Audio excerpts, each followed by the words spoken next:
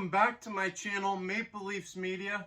I'm your guy Jake, and today I'm going to read some of the biggest overreactions from Leafs fans. Leafs fans, we all overreact, and last night was no different. Last night, the Maple Leafs suffered their first loss of the season, and it wasn't pretty. We allowed 3 goals in 4 minutes and 35 seconds to blow a 2-1 lead in the second period. It may be the second period, but we allowed that many goals in that short of a time. That's so Maple Leafs-like. And Leafs fans, we've suffered and endured a lot of pain over the years. But last night, for some reason, maybe because it's the first loss of the year, I don't know, Leafs fans went off on social media. Here are some of the biggest overreactions from Leafs Nation.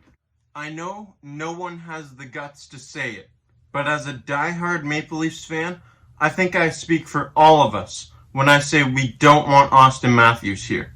It would be best to send him elsewhere in exchange for a few second-round picks.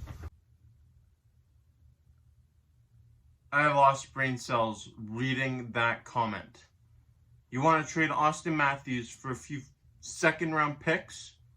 For a few second-round picks.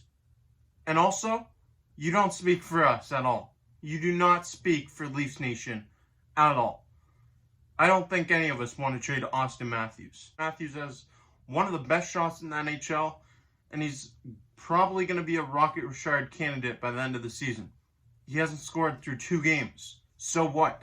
Mitch does nothing.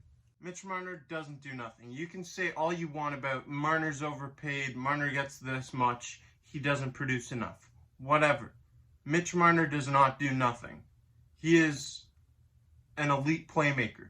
He has elite playmaking ability, and from what I remember, he was out there doing this. Over to Krejci, to Pasternak, fires a shot, big block, 2 big blocks by Mitch Marner, and that's it. Yeah, that's Mitch Marner blocking shots against Boston in the playoffs. I know it's a series we ultimately lost, but Mitch Marner doesn't do nothing. He's always giving his effort out there. He's always working hard. These are just 2 comments about Frederik Anderson. Trade Freddie. Anderson is trash. Anderson is not trash. Frederik Anderson played the 3rd most minutes in the NHL last year, and you know what? On a very inconsistent Maple Leafs team, he fared pretty well. This Maple Leafs team in front of him did not step up at all last night. The defense was to blame, not Frederik Anderson. Isn't to blame, right? 4 goals on 14 shots in 2 periods. Just pathetic from Anderson. Frederik Anderson allowed 5 goals on 24 shots to finish the whole game. And if you actually watched the game and know and understand the game of hockey at all, you'd know that some of these goals were uncontrollable for Freddie. He was out of position sometimes, I will give you that. And he didn't look like himself. He starts the season slow. That's something he's always done, is have slow starts to the NHL season. It's easy to place blame on Frederik Anderson, your goalie. But if you simply dissect the information and the film from last night's game against the Senators, you can see that the defense was out of position. And our top pairing of Morgan Rielly and TJ Brodie, they combined for a plus-minus of -7. -7 in a single damn game. Whether it was Frederik Anderson being screened or had shots deflected, Frederik Anderson was not completely to blame for last night's victory. He didn't bring his A game, definitely not. But he cannot have the full load of the blame.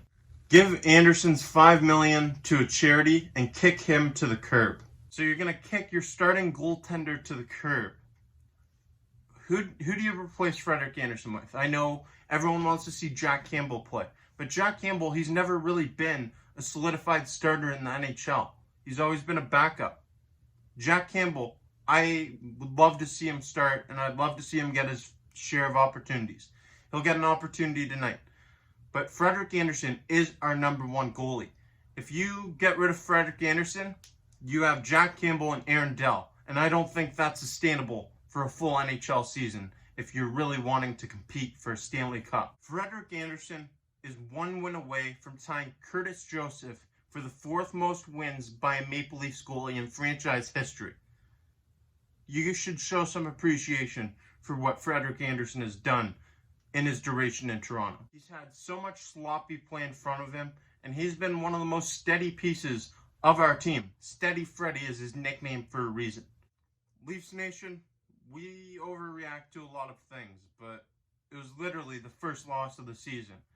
I know that the first game we won, it was pretty sloppy. 5-4 victory over Montreal in overtime.